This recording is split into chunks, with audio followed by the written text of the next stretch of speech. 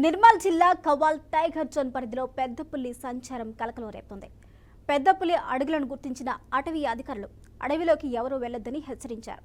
అడవిలో తిరుగుతున్న పెద్ద పులి 3.5 సంవత్సరాలదని, అడవిలోకి ప్రజలు ఎవరూ వెళ్లొద్దని అధికారులు దండోరా వేయించారు.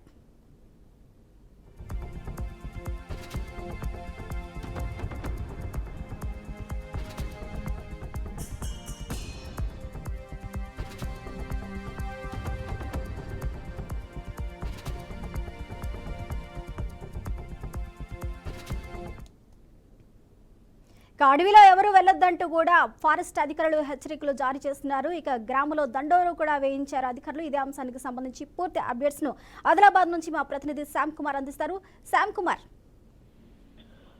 స్వప్న నిర్మల్ మంచిర్యాల జిల్లా సరిహద్దు ప్రాంతమైన జెన్నారం కవాల్ టైగర్ జోన్ లోకి మహారాష్ట్ర నుండి పెద్దపులి జిల్లాలోకి ప్రవేశించింది. పెద్దపులి అడుగులను అధికారులు గుర్తించారు. దాదాపు 3.5 సంవత్సరాల వయసున్న మగపులిని అడుగులను చూసి అధికారులు అయితే గుర్తించారు. టైగర్ జోన్ చుట్టూ ఉన్న గ్రామాల ప్రజలు జాగ్రత్తగా ఉండాలని, ఎవరు కూడా అడవిలోకి వెళ్ళొద్దని అధికారులు దండోరా వేయించారు. అలాగే ఆ పులి గ్రామంలోకి వస్తే ఏం చేయాలని గ్రామస్తులకు అధికారులు అవగాహన కల్పించారు.